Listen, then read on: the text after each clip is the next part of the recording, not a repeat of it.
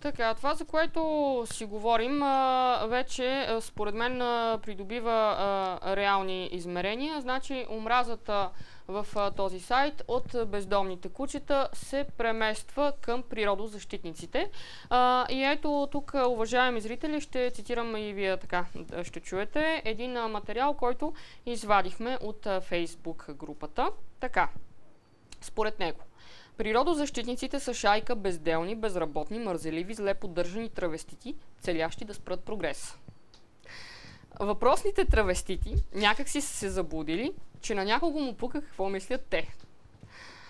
Поради очевидния факт, че от тях нищо не зависи, природозащитниците се опитват по всякакъв начин да пречат на нормалните хора, за да си вършат работата. И да привлекат внимание. Как да ги познаем? Външният вид не е критерий, по който може да прецените дали някой е природозащитник. Така. По-нататък. Природозащитниците много обичат природата, мразят глобализацията и технологиите. Все пак почти всички живеят в големите градове и използват много технологии и дори организират част от протестите си по интернет. Защо природозащитниците не обитават обезлюдените села, за да живеят в синхрон в природата, а стоят в големите градове? Не е ясно също така и защо защитават животни, чието мозък и колкото кибрите на кутийка и колкото собствения им такъв. До тук колко обиди станаха, аз не ги броя вече, но просто чета така този интернет материал и малко за да разсмея нашите зрители, защото той определено е хумористичен, ако не беше пропит с злоба дълбоко в същността си, защото аз лично не се съмнявам, че един човек, който може да напише такова нещо, няма как да не посегне и на човек, който обича своето куче.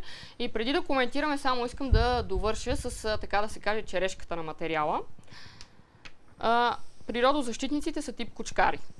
Подчертавам, кучкарите са вид природозащитници, най-често изпаднали в криза на средната възраст, които предпочитат да се грижат за космати топки, още наричани кучета, помяри и псета, вместо за деца. Те са хора с дълбоко психично разстройство, породено най-вече от травма в детството, което отключва омразата към хората. Много интересно съждение. Така, хората в скоби псетата, т.е. тук се приравнява хора и псета към едно. От този вид си въобразяват, че да гледат деца и да наричат малките космати топки бебета е нормално. По този начин те изживяват неизживяното в техния жалък живот. Най-върховният момент в живота на един кучкар е когато кучката се окучи. Много кучкари са получавали инфаркт от радост. Така, и още нещо. Кучкарите не могат да общуват с нормалните хора, тъй като единствената система за комуникация, която владеят, е лаянето. Те се разбират само с техните себеподобни. Какво означава това нещо? Че човек и животно в един момент, според този материал, стават едно. Това нещо е публикувано в интернет групата. Тоест, за хората, които членуват там, дали ще убиеш човек или бездомно псе, е нещо ненаказуемо и много полезно.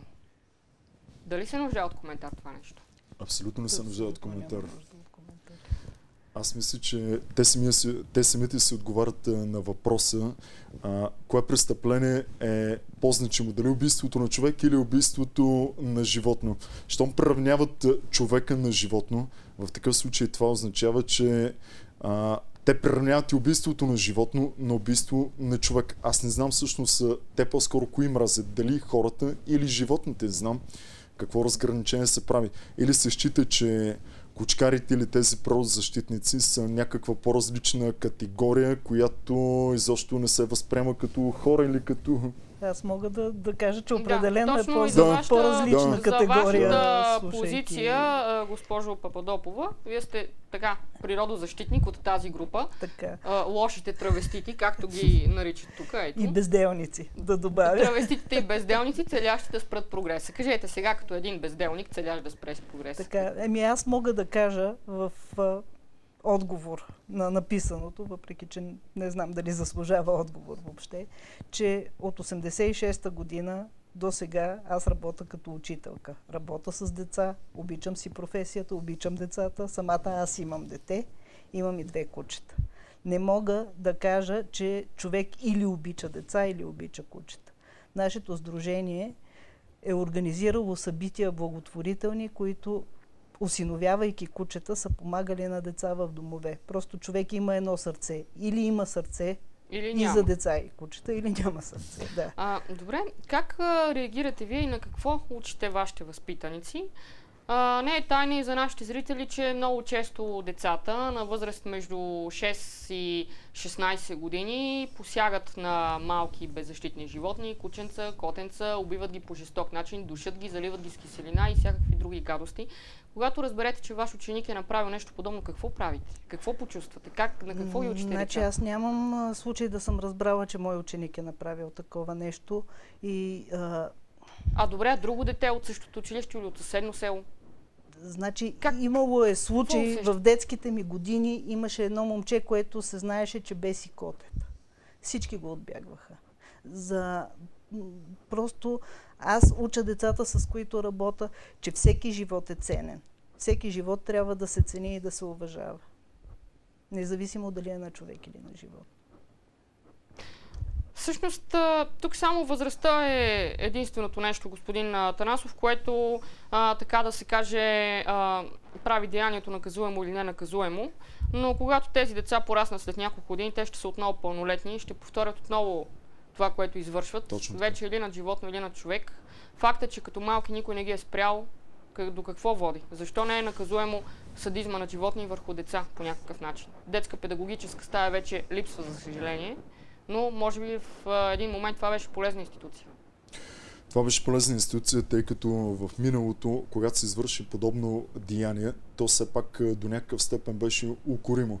А сега в момента при липсата на подобни институции, които да се занимават точно с такива проблемни деца, защото според мен това са проблемни деца, води именно до тяхното израстване и до превръщането им в потенциални престъпници по-късно, на по-късен етап.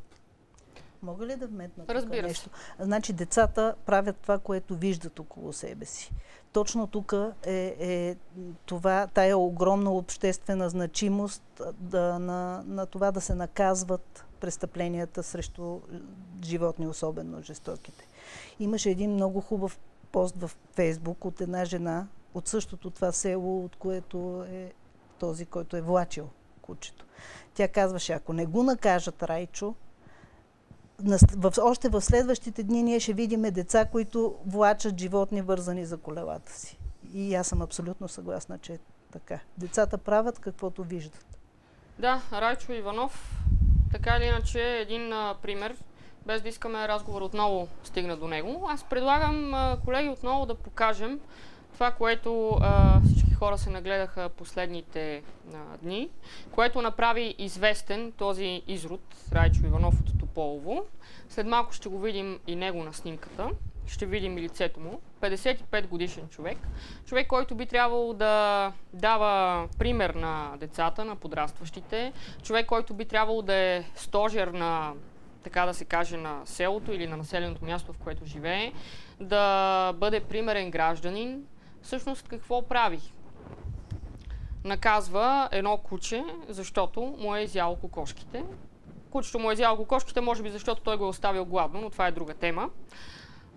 Ето, виждаме му лицето. Той вижда се, че не изпитва никаква вина. Съдът го пуска с гаранция от 2000 лева.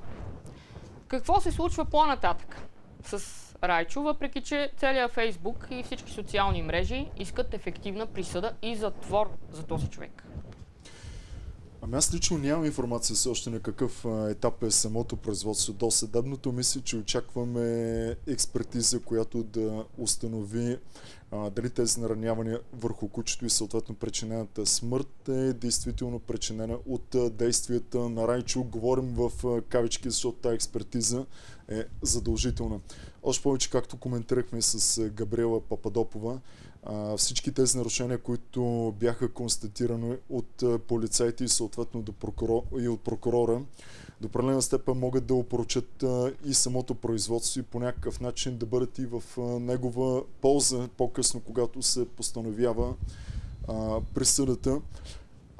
Аз лично очаквам все пак съдът да бъде достатъчно принципен и прокуратурата да поддържа обвинението и съответно той да получи възможно най-тежкото наказание и присъдата съответно да бъде ефективна. Тук искам само да вметна, че време е законодателя вече да се замисли и за едни по-тежки наказания в този случай, защото С задължителното прилагане на член 78А от наказателния кодекс, с който се предвижда административно наказание, едва ли не ние декриминализираме подобни престъпления. Едва ли не, те не са престъпления и такива дейци, като и такива, както вие казахте, изроди като Райчо, получават някакво административно наказание. И така е практиката. Аз съм виждал 2 или 3 максимум осъдителни присъди. Говорим, нали, с тежка, с ефективна присъда, но те винаги са в съвкупност с други деяния, които е извършил извършителя. В смисъл, че до този момент аз не съм виждал за проявена особена жестокост и смърт над куче да има ефективна присъда. Ако законодателя, например, предвиди наказание, да кажем, до 5 години лишаване от свобода, в такъв случай ще изключим автоматичното прилагане на член 78А, както казах, и в този случай вече и съдът ще може да разпореди да бъде наложена една тежка присъда. В същото време няма да се стигне до този абсурд, като лицето Райчо Иванов да бъде освободен от ареста за някаква смешна гаранция от 2000 лева. На практика се приравняват случаите на жестокост към животно и случаите на особена жестокост. Присъдата максималната и в двата случая е 3 години. Добре, какво трябва да се случи в крайна сметка на някое беззащитно животно, за да влезе някой в затвора? Ето, станахме свидетели откакто е приет закона. Първо, че закона беше приет в следствие на особено тежки и садистични прояви над животни, но виждаме, че той не се изпълнява в цялата си строгост. Виждаме, че въобще даже се изпълнява само административната санкция от него. Какво трябва да се случи наистина, за да имаме някой подобен човек в затвора? И този закон наистина да бъде изпълняван. Какво трябва да се случи? Значи, самия факт, че заради случая с кучето Мима с отрязаните 4 крака, помните го, такъв случай не се забравя. Заради този случай бяха приети промените в наказателния кодекс. Сега заради случая с влаченото куче на Райчо, дано ни чуят, че е обществено опасно, дано в тия случаи на особена жестокост да се увеличи наказанието.